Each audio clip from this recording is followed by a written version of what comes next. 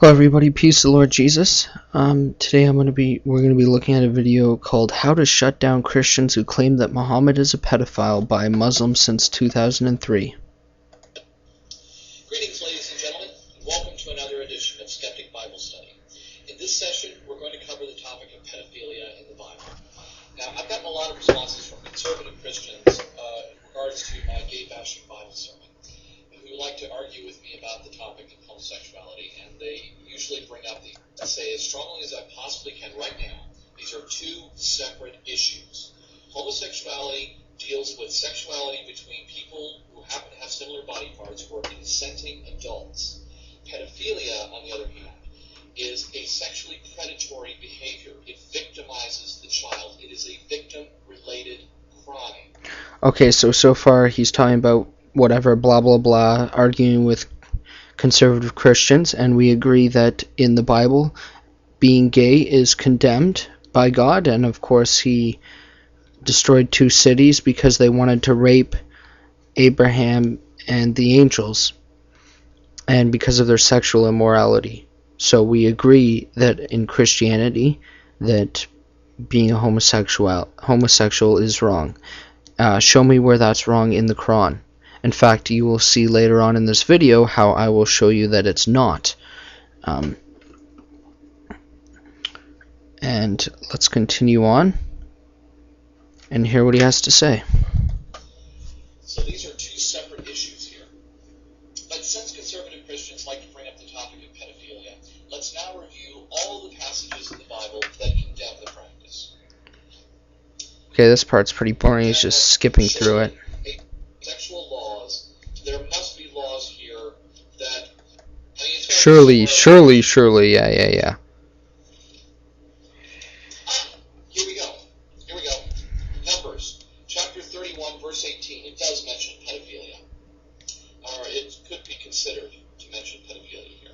Moses is instructing his followers how to treat prisoners of war, who to put to death and who to take as sex slaves.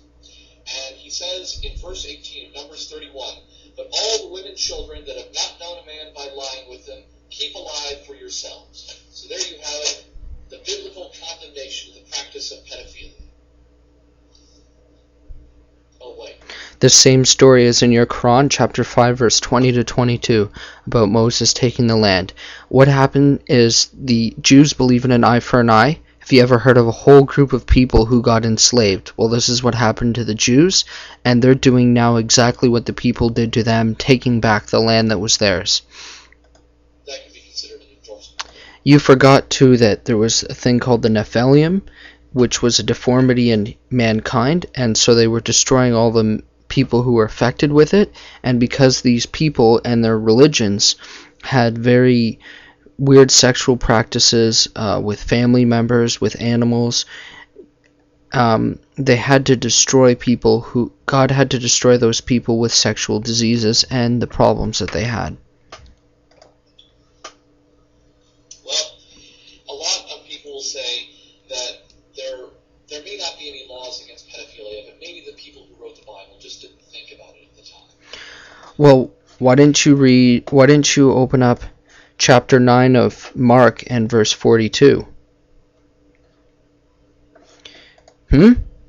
Oh, you just forget those verses. You claim that you looked through the whole Bible there and you read it, but you specifically took out that verse, and I'm going to show you guys why Muslims do love to lie to us and try and deceive people who don't know anything. 9 verse 42. "And if anyone causes one of these little ones who believe in me to sin, it would be better for him to be thrown into the sea with a large millstone tied around his neck." So here, right from the teaching of Jesus Christ, anybody who causes a child to sin, it would be better if they weren't even alive. So according to Jesus Christ, it would be better if Muhammad, peace be upon him, was never alive. Everyone please turn to Leviticus chapter 20. Let's start with verse 10. We see all manner of sexual laws here. Verse 10, don't lie with another man's wife. Number 11, don't lie with your father's wife. Number 12, don't lie with your daughter-in-law. Number 13, don't lie with another man. Number 14, don't take another man, take a wife and her mother. While I was watching this, I noticed that on the side he said, "Let me ask our beloved Christians and Jews, friends, only those who call Muhammad, peace be upon him, a pedophile." First off, can you call Christians and Jews friends? 5 verse 51 clearly says, "Take not the Christians and Jews as friends or protectors, for they are only friends or protectors of themselves, and surely he who does that is one of them." You see how they love to lie to you and not even follow their own book? Now let's read what he says. "How in the world do you have the nerve to blame Muhammad, who married a 6-year-old girl and waited till she reached puberty at the age of 9. So she was adult at the age of 9. So, right, she gets married at the age of 9, gets a car by the age of 8, has a job by the age of 12, retired by the age of 14, and dies at 16, right? Like, is this the life of these people? And you forgot that the same story commanded Moses is in the Quran. And to show you guys how hypocrite you are, your Quran says that God sent down the Torah and the Injil. So are you saying that the Quran, that Allah is allowing their sex slaves? Because this is not our book. This is Allah's book. You bunch of hypocrites.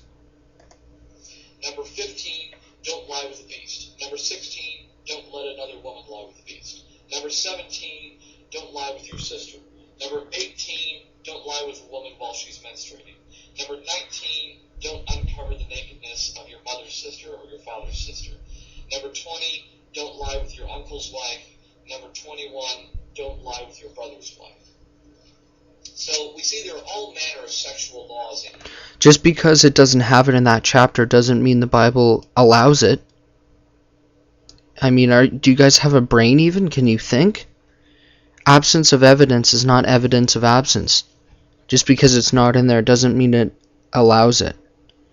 And as I showed you from chapter 9 verse 42, that the Bible does teach that if anybody does that, it would be better if they weren't even born. And yet nothing that condemns the practice of pedophilia. Now, if I were God and I was going to lay down some sexual laws, don't lie with your wife's mother would not be one of them. It would not be that. At the same time, let's read your Quran and see what it says about that. In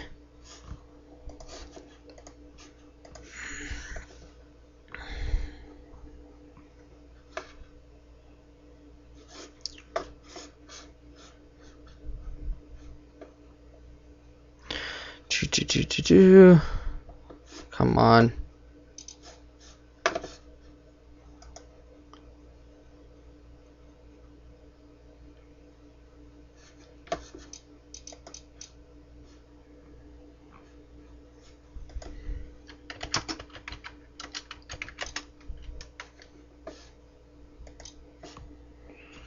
Chapter 65 and verse 4 is where I'm going to.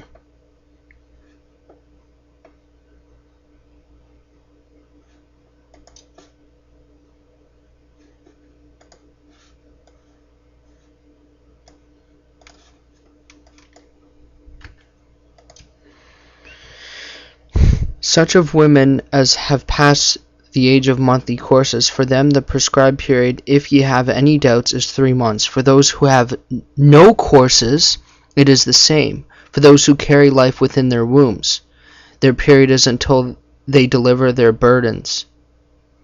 And for those who fear Allah, He will make their path easy. So here your Quran in chapter 65 verse 4 is saying those who haven't had their period yet, their month is 3 months. 3 months. And you can divorce them. So here Allah is allowing pedophilia. Do you see how much of a hypocrite liar the Muslims are? Stay tuned for part 2.